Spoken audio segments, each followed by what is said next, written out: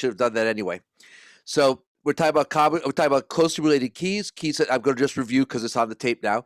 Keys that are different tonics but have either the same key signature or one sharp or one flat different, and no more than that. Those are the closely related keys. And so the Daviel said there are 5, which is true.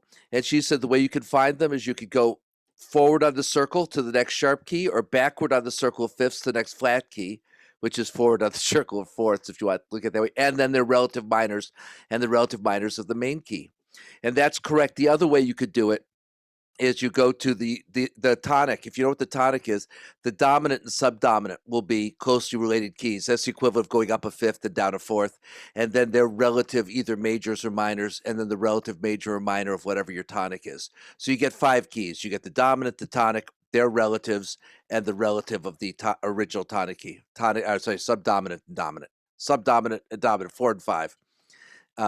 So the key of C, it'll be A minor, it'll be F and G, the subdominant and dominant, and then their relative minors, D and E minor. If you're in the key of A, it would be F sharp minor.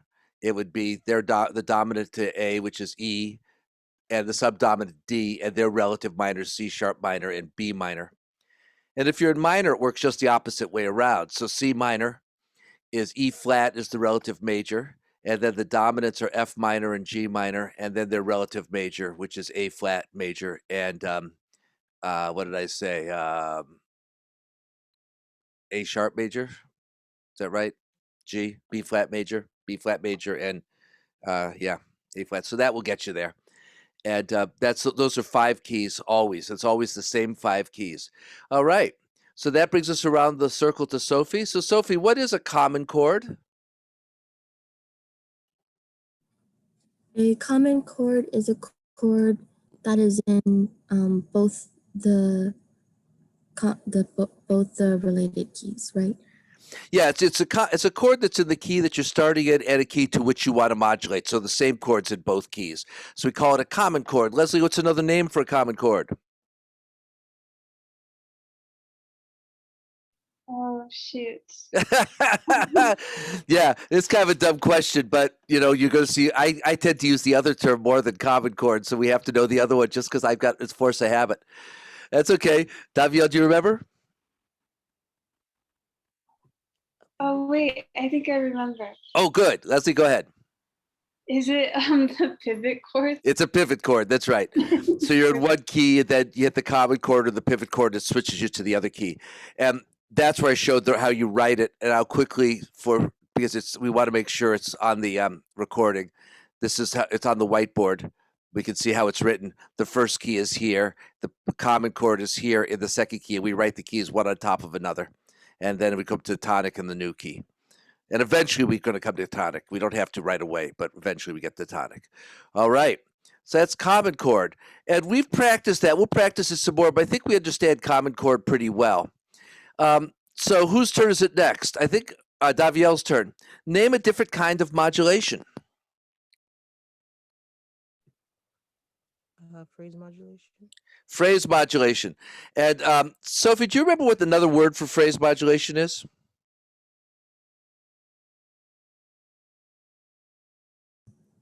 I don't remember.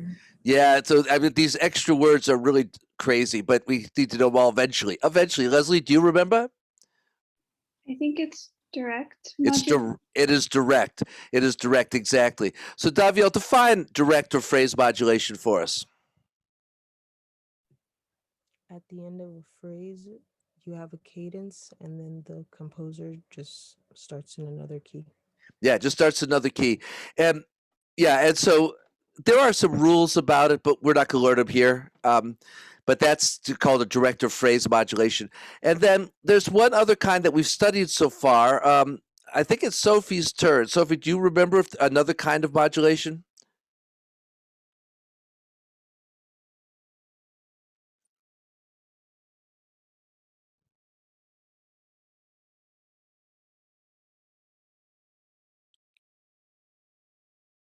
I think Sophie's having some trouble remembering. Leslie, do you remember? Chromatic? Yeah, chromatic alteration. And all we do in a chromatic alteration is you write and say the key of C, no sharps or flats, and then you add F sharp somewhere. And now we sound like we're in the key of G. And there's no pivot chord. There's just a chromatic change that takes you into the new key. You add a flat, you're suddenly in the key of F. You add a sharp, you're suddenly in the key of G.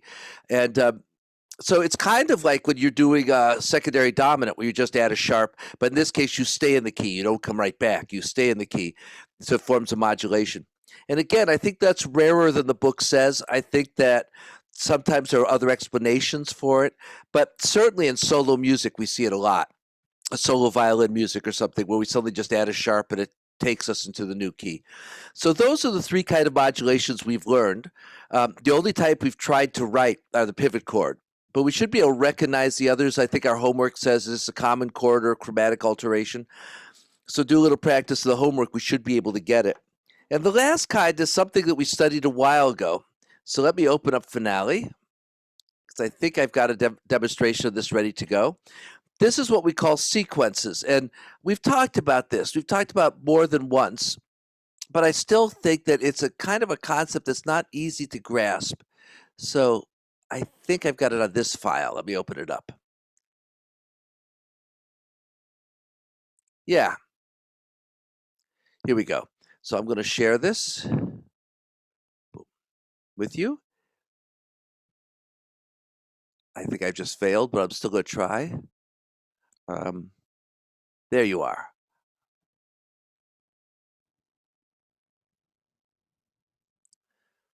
All right. So here's my 3/4 version of Mary Had a Little Lamb. It just sounds like this. It's just if I just get the computer to actually play it back. Hold on. Yeah, I forgot to reset it. Okay.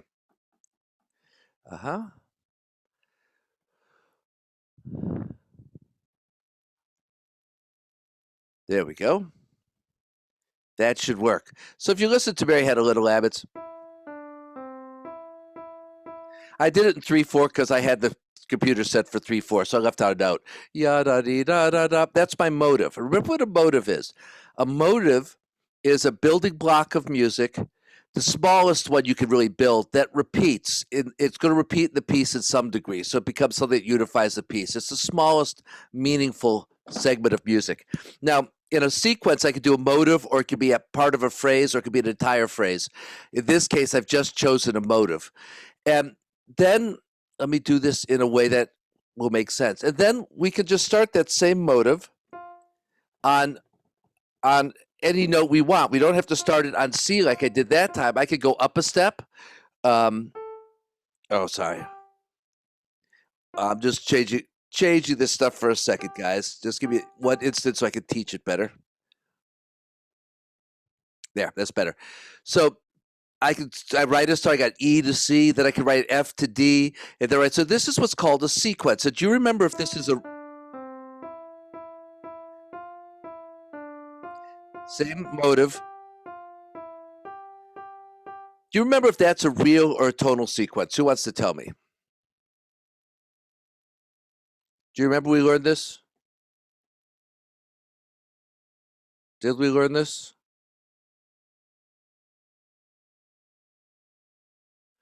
Okay. Tonal sequence? What's that? It's a tonal sequence, yes.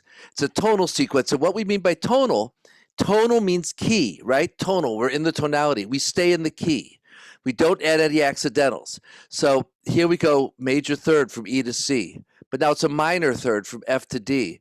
Then it's a minor third from G to E. So our intervals aren't exactly the same. Our shape is the same, but our intervals aren't exactly the same, but we are in the same key. We don't add accidentals. So key, the word is tonal, tonality, tonic. It's all from the same word.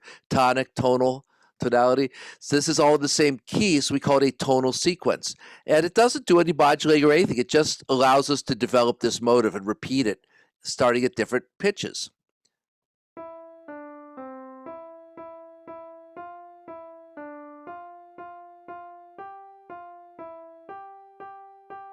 Yeah, and by the way, just to review the definition of a sequence, it's a restatement of a motive, that's a motive, or a longer piece of music. So it could be as big as a phrase or even a whole melody. It's a repeat at a different pitch level. So it starts at E, now we start at F, now we start at G. We only need one repeat to be a sequence. More than 3 is unusual because it gets really boring. But you can have two, just the one of the repeat, or 3, or you can have 4, and that's a sequence. That's the tonal sequence. Now, a real sequence, the intervals have to be exactly the same. So if I have a major third here, I have to have a major third here. And the easiest way to do that is to make that an F sharp. And I'm just going to do the one sequence phrase. I'm going to cut out this other one because it'll confuse us. So here we have a sequence. And that you could say that that's a chromatic alteration. We just added a chromatic. Or you could say it's a real sequence. But basically, F sharp E D, that's a 5 chord in the key of G. I just modulated to G, closely related key, using a sequence. And sequences is how the Baroque era did most of their modulation. Bach, Handel, Vivaldi, Telemann, those guys did sequences. And anytime you have a real sequence where you add accidentals to the sequence, that can help you with modulating. So when you look at a piece by Bach, we look for a sequence. Now again, the book might say, well, that's just a chromatic inflection, but it isn't really. It's a sequence, and that sequence, because it's real, automatically tries to pull us into a new key. Do we have any question about that?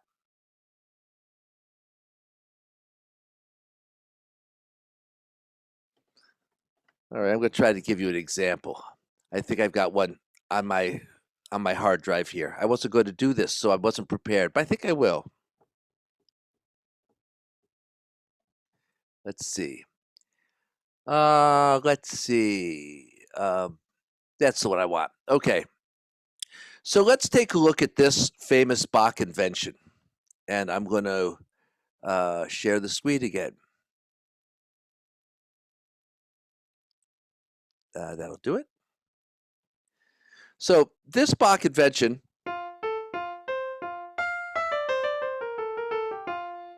so here's one of my motives, bop, bop, bop, beep, bop, bop, or maybe we call the motive the whole thing there, but I think it's 2 motives added together. So let's see if he uses this thing ever to modulate. Look at this. He's got bop, beep, bop, bop, bop, bum, bum, beep, bop, bop, bop, beep, bop, bop, bop, beep, bop, bum, ba da dee da da da dee da da da dum, ba da dee. This here, this motive and this motive are really the same. And all he's done is started this one in a different place. That's a sequence. But he uses a real motive. So he's got a B natural in there instead of a B flat. And so that's going to take us to C major. And look at, there's our Mercaden's point. That's just a C major chord. And then here's a sequence again. Ba dee da da da dee da da da dee da dum. Ba dee da da da dee da dum. And now he's added an E flat in there. So that E flat, he's modulating again. And sure enough, if we found the cadence, we'd see he's modulating. I'm not going to find it. Eventually comes back to C. So can you see those cadences? You start looking for accidentals, and you can see these passages where the motives repeat over and over. That one repeats, there it repeats there, then it repeats there, and there, with a flat added to it instead of a natural. Do we see that? Is that too complicated? Do we have questions on it? I get 1 thumbs up. Do I have 2 thumbs up? No, I got 2 thumbs up. Could I have a third thumbs up? We got 3 thumbs up. Okay. So basically, that's our 4th kind of modulation. And again, I want to emphasize that the book is sort of simplified a little bit here, but these are still the basic tools. We can argue all day long whether something's really chromatic or has a different driver, but basically composers either have a chord that takes you somewhere, or they inflect something with an accidental, or they just jump to something, or they let sequences take them where they want to go. That's pretty much the way composers modulate, at least to closely related keys, and often to distantly related keys. So that's pretty good. All right. Now, the exam on Wednesday is about modulation. It's also about secondary dominance and secondary leading tone chords. So do we have any questions about that, or would you like me just to do a straight review? What do you want, guys, before I have us practice a little bit on writing modulations? Could you review it? I will review it. I will do that. So let's create some measures here.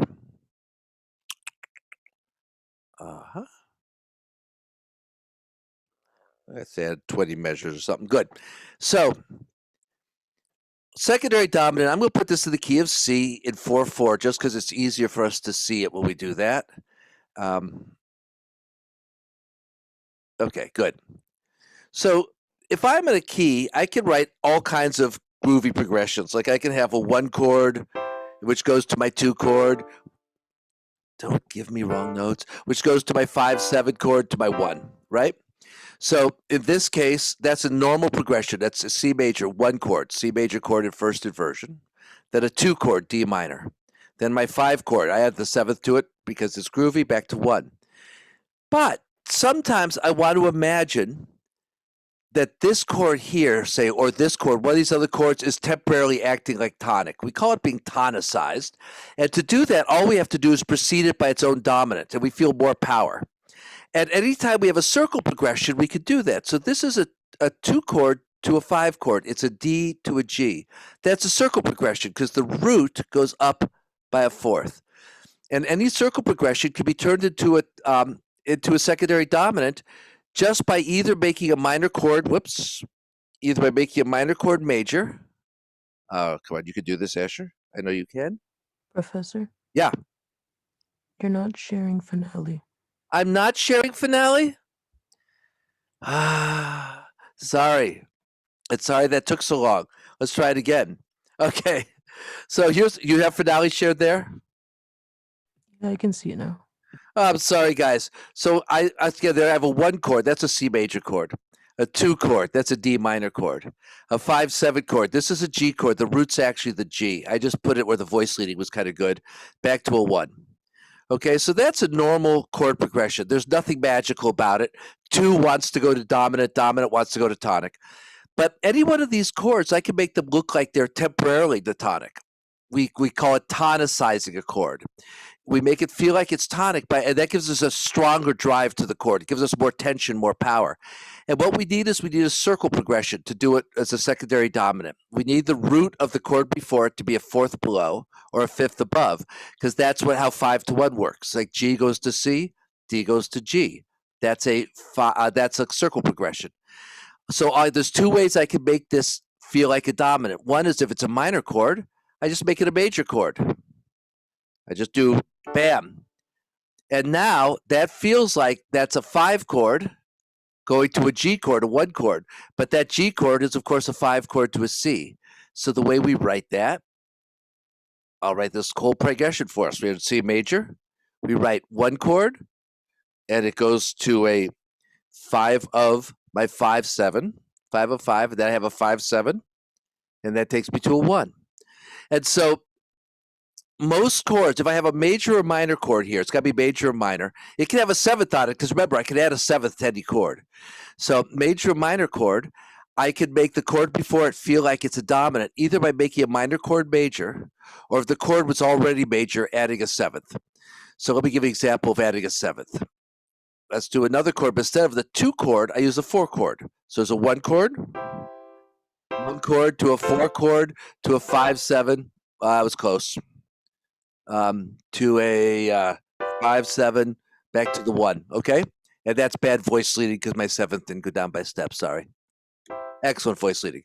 Okay, now you can see that I can't use the 4 to make the 5 a secondary dominant 5 because that's not a circle progression. The 4 is an F to a G. That's 1 step, but the C to the F is a circle progression. So I could make the C a secondary dominant of my F chord, my 4 chord, but C is already major. So I can't change the chord itself. I have to add a minor 7th, and it has to be a minor 7th. Dominant chords are always minor 7ths. So right there, I have a 5/7 of 4 to 5/7 to 1. So I will write that out for you.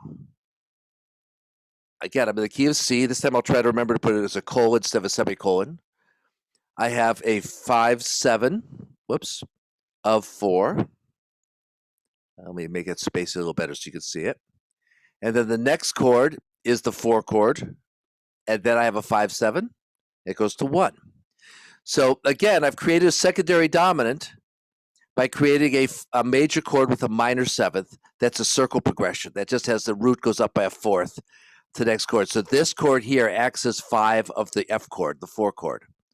Here, The 2 chord was changed, so it acts as 5 of the 5 chords. So this is a 5 of 5, and this is a 5, 7 of 4, because I added the 7th to it. 5, 7 of 4. Is this part clear?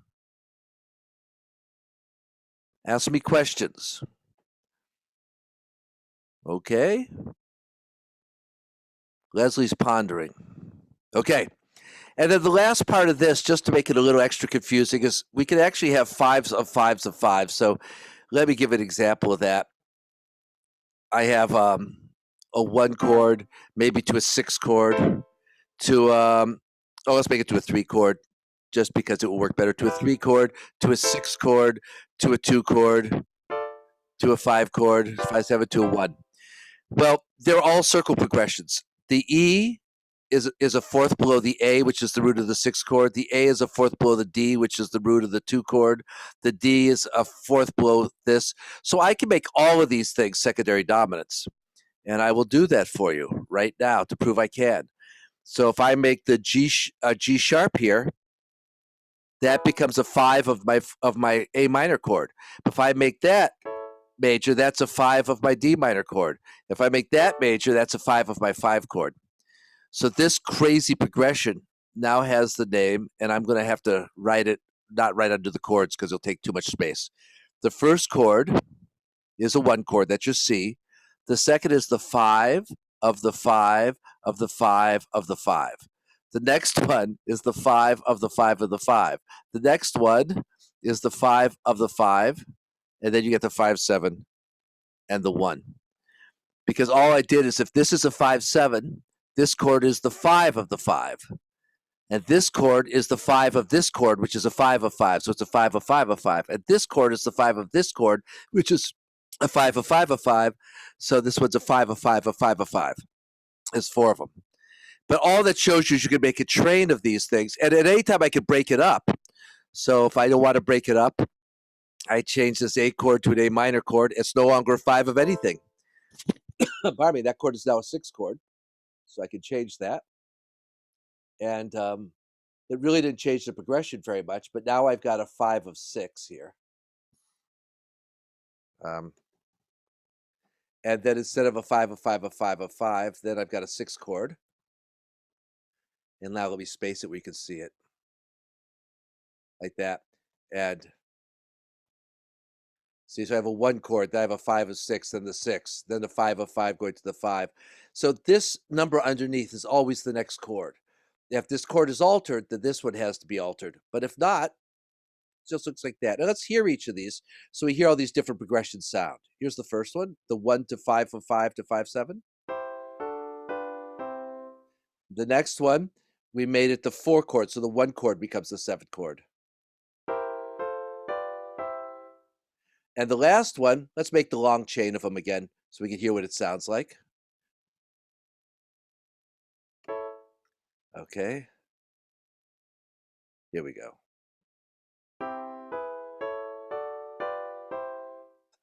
Little funky.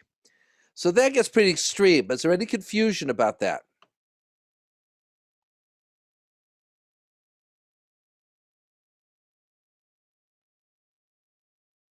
Give me some kind of response. Let me know that you're there. Okie dokie. I got 1 thumbs up, 2 thumbs up. I'll take 2. Okay. So that's really all there is to it about the 5 of 5. The only chord that you can't tonicize is the 7, because as you can see here, the 7 chord's a diminished chord, and we can't turn that into a tonic. So in major, the 7, you can't tonicize a diminished chord. It's got to be major or minor.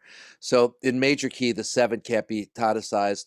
In natural minor, the 2 chord can't be. In melodic minor, the 7 chord can't be. You can't do anything that's got a diminished chord. So just so you know that, but all the majors and minors can be tonicized. You can make this. So now the next step is what happens if we wanted to do the equivalent of a secondary dominant, but we want to use a leading tone chord.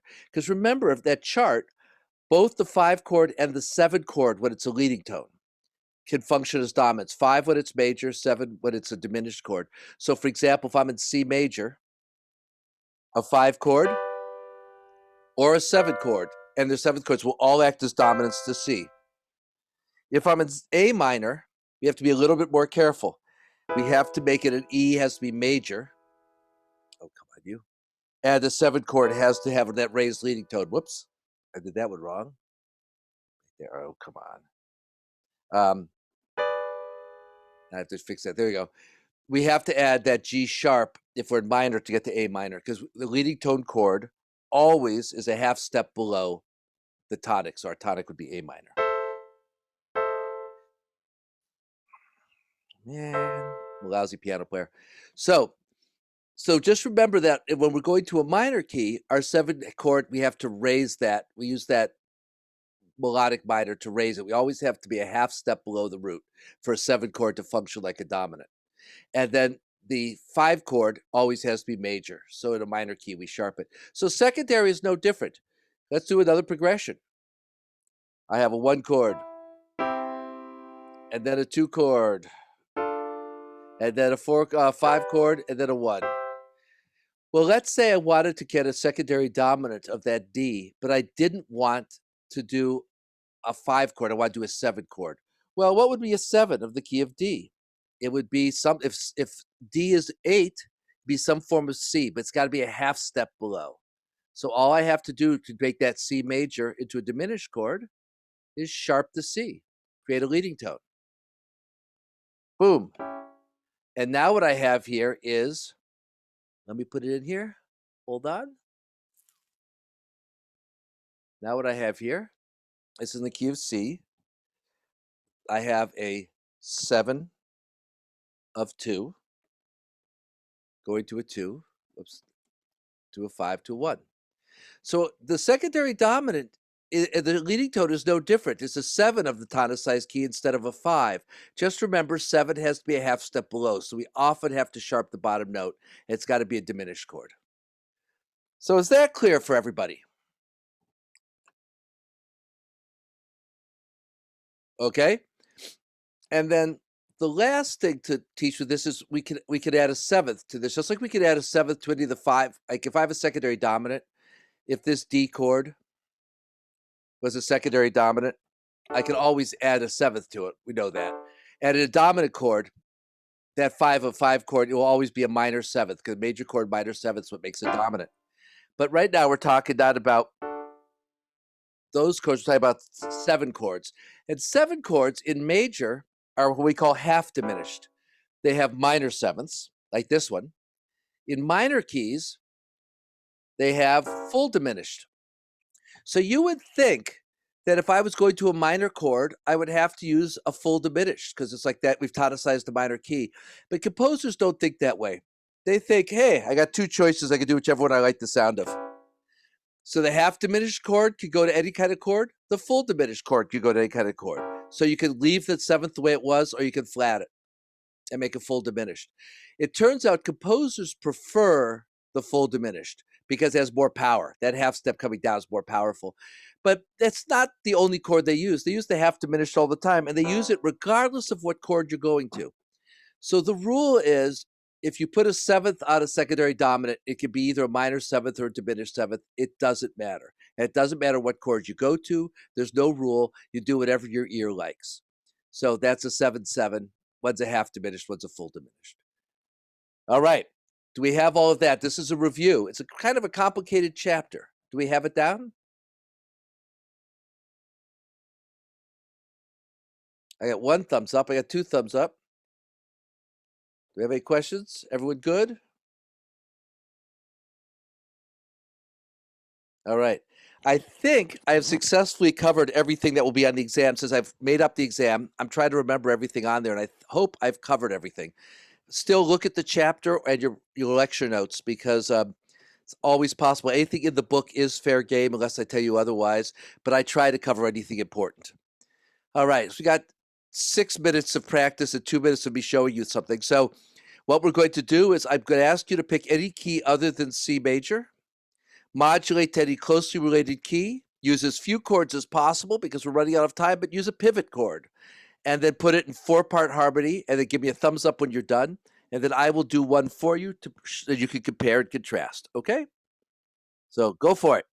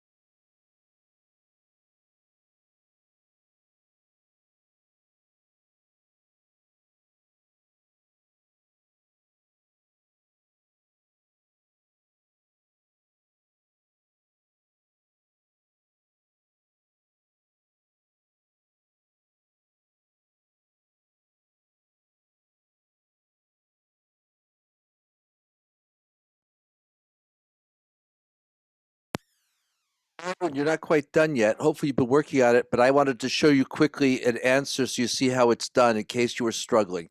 And we only have 3 minutes or 2 minutes left. So I decided I'm going to take us from A major to E major. I picked A major because I told you couldn't be C, and I'm going to E because it's the dominant. I know it's a closely related key. So now A major's got 3 sharps. E major adds 1 more sharp, and that sharp that it adds is a D sharp. So any chord that doesn't have a D in it is a common chord. So the chords that aren't common have Ds because A major is a D natural and E major is a D sharp. So I decided my common chord will be the 3 chord, the C sharp chord, because it doesn't have a D in it. So it works perfectly well. So let me just write my chord progression. So I start in the key of A, and I say, okay, A major, I will obviously start on a 1. I'm going to go to a 3 chord. As soon as I do that, that's my pivot chord in the key of E. Whoops, key of E, and that's simply the 3 chord is simply a 6, and then I will go to the 2 to make it smoother, to a 7/7 maybe, I don't know. That's a 8, 7/7, to a 1 and E. So now I've got my chord progression. I can put my bass line in without even thinking about it. Here's my bass line, an A to the 3 chord, which is now a 6 chord in the key of E, which goes to the 2 chord, which goes to the 7. To the 1. That's it.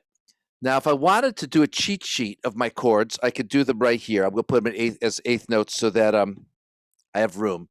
But there's an A chord, there's a C sharp chord, there's an F sharp chord, there's a D7 chord, and then it comes to the E.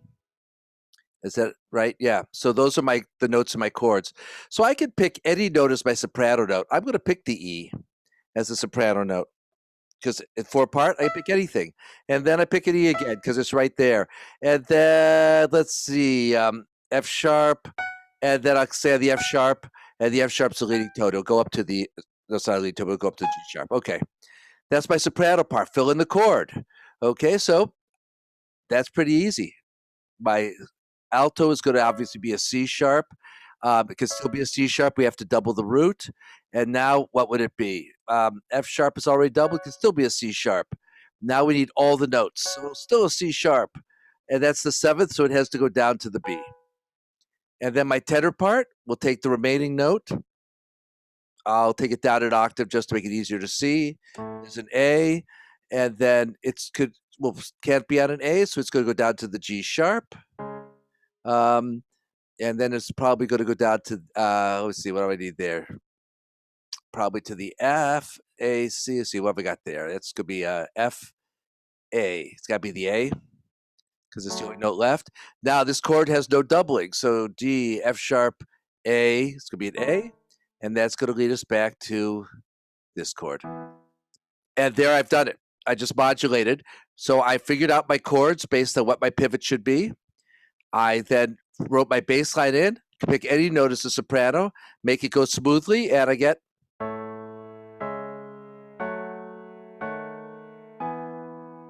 And there it is. Modulates the key of E from the key of A. How did you guys do? Give me a thumbs up if you understand.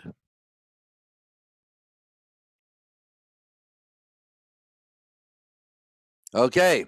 Well, good luck on Wednesday at the exam. I'll see you tomorrow for ear training. If you bring any desperate questions in tomorrow, I will answer them, okay? Because it's the only day before the exam.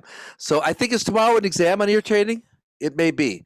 So if you have lots of questions, then we may move it. Otherwise, we'll do an exam on ear training tomorrow. Not as big a deal as the one on Wednesday. All right, everyone, thank you. I'll see you tomorrow. Bye-bye. Bye. Bye-bye.